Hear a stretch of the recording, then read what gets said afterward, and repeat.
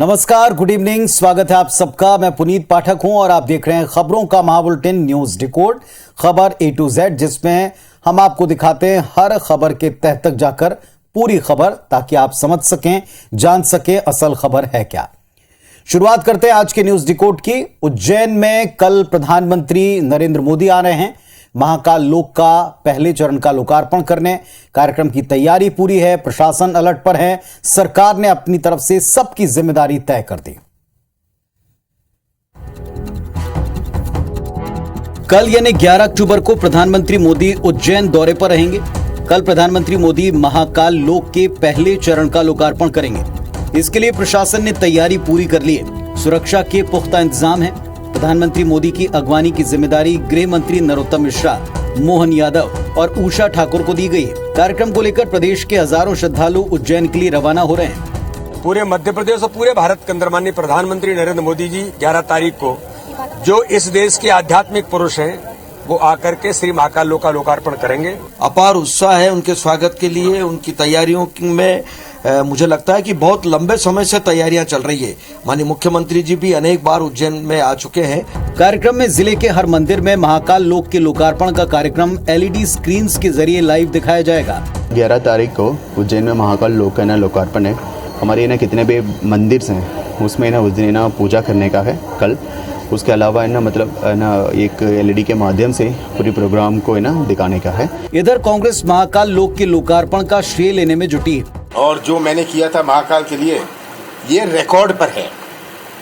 मैं कोई इस पर टिप्पणी नहीं करना चाहता। ये तो सब चीज का श्रेय लेते। महाकाल लोक के लोकार्पण कार्यक्रम के दौरान जबलपुर समेत कई शहरों में अनेक अनुष्ठान भी होंगे।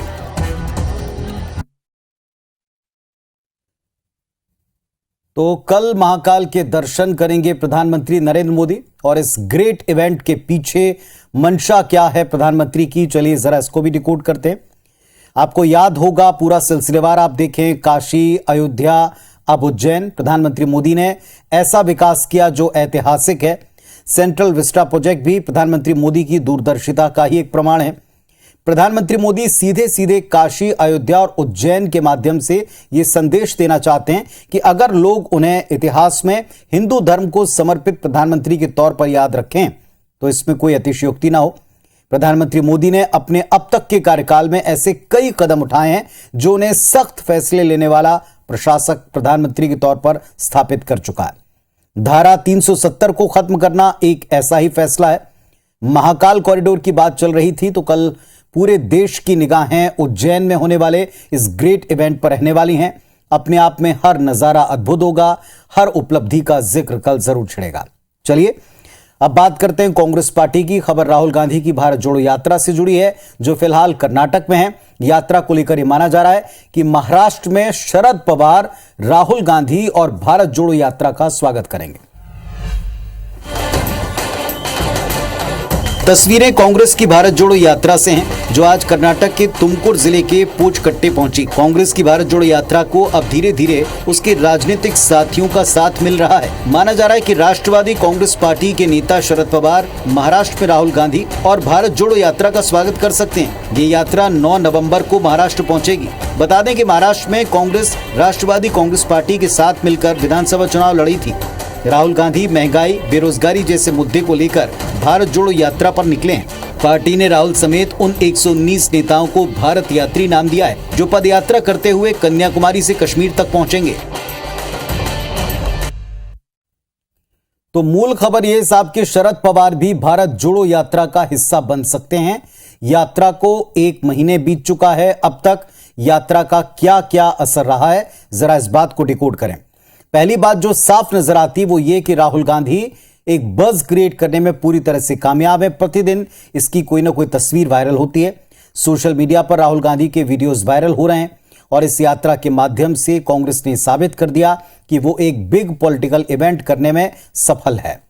कांग्रेस ने सिद्ध कर दिया कि देशव्यापी स्तर पर वो भारतीय जनता पार्टी को चुनौती दे सकती है। आज भी आने वाले दिनों में जैसे जैसे यात्रा आगे बढ़ेगी, लगता है कि कई विपक्षी दल या नेता उनके समर्थन में सामने आ सकते हैं।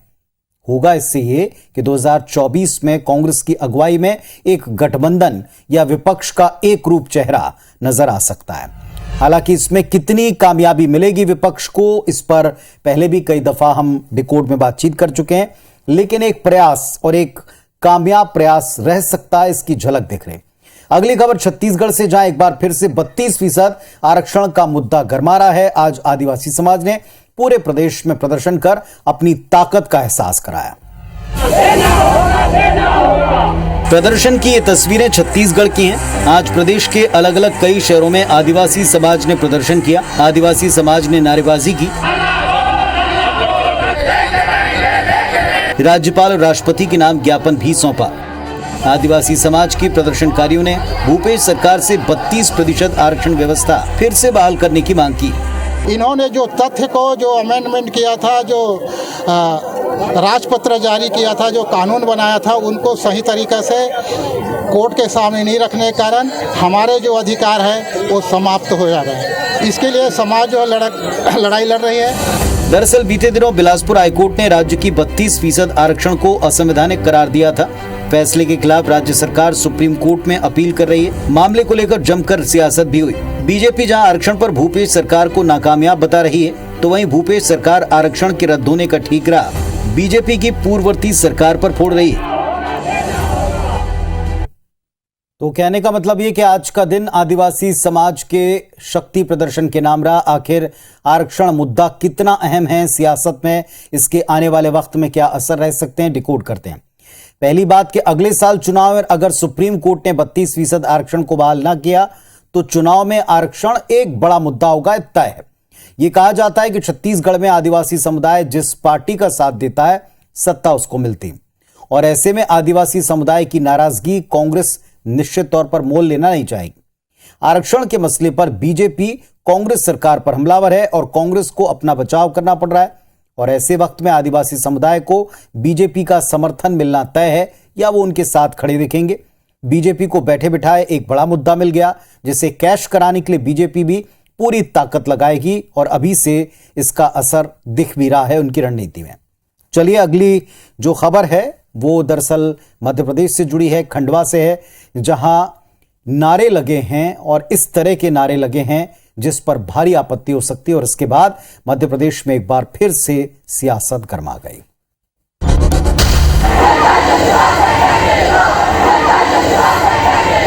मध्य प्रदेश के खंडवा में एक बार फिर सिर तन से जुदा के नारे लगे। नारे मिलादो नबी के जुलूस में लगाए गए। वीडियो सामने आने के बाद खंडवा में तनाव के हालात बने, लेकिन पुलिस की मुस्तैदी से माहौल बिगड़ा नहीं। इस घटना के बाद मध्य प्रदेश की सियासत में फिर तापमान बढ़ गया है। जो परिस्थितियां सामने आ रही हैं उसमें इस बात से भी हमें विश्वास करना पड़ेगा और मना नहीं किया जा सकता है कि सत्तासीन लोग ही सांप्रदायिकता को उकसाने की कोशिश कर रहे हैं, जो नहीं होनी चाहिए। खंडवा की घटना संवेदनशील है। इस पर हो रही सियासत ने बीजेपी सरकार के लॉ एंड ऑर्डर पर उंगली उठाने का मौका कांग्रेस को दे दिया है। जुलूस में लगे आपत्तिजनक नारे के मामले में पुलिस ने FIR दर्ज कर ली है।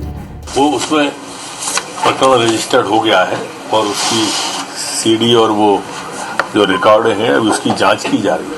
वैसे मध्य प्रदेश में पहले भी कई नफरती नारे लगाए जा चुके हैं, लेकिन खंडवा में नफरती नारों ने एक बार फिर सियासी पारा चढ़ा दिया। अब सवाल यह कि क्या एक बार फिर से शांति के टापू को अशांत करने की कोशिश है, डिकोड करते हैं इसे। दरअसल ऐसी घटनाओं के बाद प्रदेश में बड़े दंगे हो चुके हैं। खुद मध्य प्रदेश सरकार की रिपोर्ट यह कहती कि सूबे में पिछले 7 साल के दौरान 229 दंगे हुए। इन दंगों में कई लोगों की जान गई, करोड़ों की संपत्ति का नुकसान हुआ। विवादित नारों का एक अपना पैटर्न है। लगता है कि ऐसे नारे अचानक नहीं लगते। कहना यह चाहते हैं कि एक साजिश के तहत इस पूरे घटनाक्रम को तय पहले से प्लान के मुताबिक किया जाता है। साजिश रचने वाले प्रदेश का माहौल बिगाड़ना चाहते हैं, साफ है, और ऐसे में प्रदेश सरकार को पूरी साजिश की तह तक वक्त पर जाना होगा। नारे लगाने वाले आरोपियों के खिलाफ सख्त एक्शन होना चाहिए, और ऐसे मसलों पर राजनीति ना हो तो बेहतर है, लेकिन फिलहाल ऐसा होता दिखता नहीं है। अफसोस के ऐसे मामलों पर हम राजनीति को देखते हैं। चलिए अब बात आती है एक ऐसी समस्या की जिस पर छत्तीसगढ़ में विपक्ष बार बार सरकार को घेर रहा है, और वो है प्रदेश की खराब सड़कें, जिसको लेकर बीजेपी ने शंखनाद पदयात्रा सोमवार को रायगढ़ में की। ये हुंकार बीजेपी की शंखनाद रैली की है। ये जन सैलाब बीजेपी कार्यकर्ताओं का है। ये आक्रोश खराब सड़कों को लेकर के। रायगढ़ में पदयात्रा उर्दना साईं मंदिर से शुरू हुई, शहीद चौक पर आम सभा हुई और फिर कलेक्ट्रेट घेराव के दौरान बीजेपी नेताओं की पुलिस के साथ झूमाझटकी हुई। बीजेपी नेताओं ने जर्जर सड़कों को लेकर राज्य सरकार पर सीधे हमला बोला।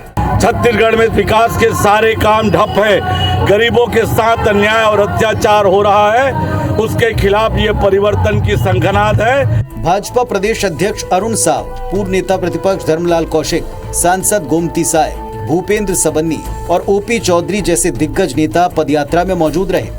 युवाओं में भारी आक्रोश है, वो आक्रोश आज रायगढ़ के सड़कों में दिख रहा है। सरकार नहीं जागी तो जनता तैयार है 2023 में परिवर्तन करने के लिए। बीजेपी का ये मिशन कितना कामयाब होगा, ये तो आने वाला वक्त बताएगा। तो समस्या तो है खराब सड़कों को लेकर के, और खराब सड़कों को लेकर बीजेपी प्रदर्शन कर रही है। अब सवाल उठता है कि बीजेपी के आरोपों में कितना दम है। डिकोड करते हैं इसे। बीते दिनों कलेक्टर एसपी कॉन्फ्रेंस हुई थी, जिसकी खबर हमने आप तक पहुंचाई। मुख्यमंत्री भूपेश बघेल ने खराब सड़कों को लेकर नाराजगी जताई थी। सीएम भूपेश का साफ कहना था कि संबंधित विभाग लापरवाही कर रहे हैं और आम लोग इससे परेशानी भुगत रहे हैं।